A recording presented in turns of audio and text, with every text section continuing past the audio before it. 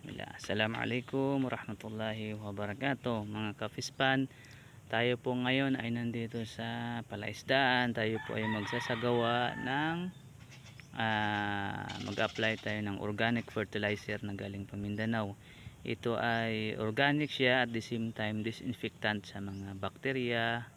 So marami siyang saklaw. So napakaganda itong ating organic fertilizer o humus.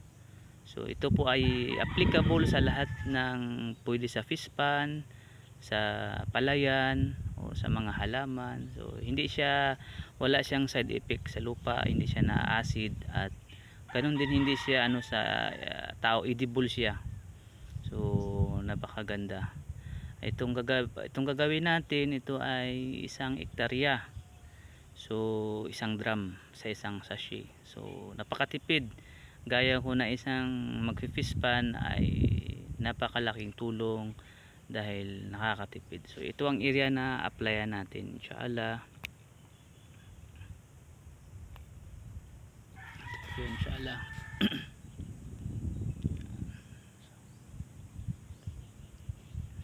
So tayo ay may preparation na itong knapsack sprayer.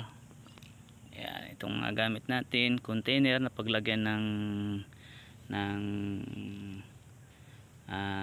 humus na hakuting galing dun sa bahay. So ito yung maging katuwang natin, mashallah.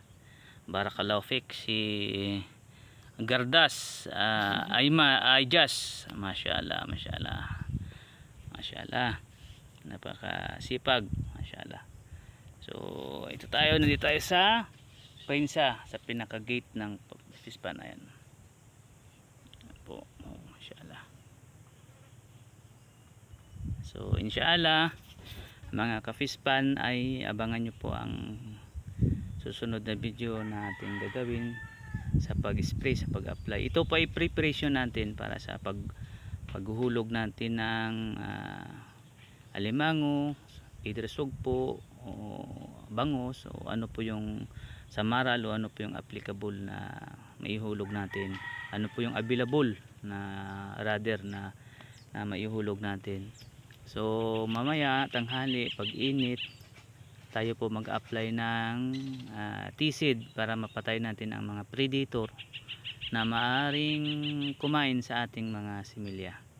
So alhamdulillah, nabigyan tayo ng tagapaglikha ng magandang panahon na talagang pabor sa ating gagawing pag-apply ng humus at paglalason. So inshallah abangan nyo po ang susunod na video. By the way, isa pa nating katuwang, si Ashalina, mashallah, ang ating tagahatid ng tubig, mashallah, sa matinding sikat ng araw, mashallah. Assalamualaikum warahmatullahi ta'ala wabarakatuh.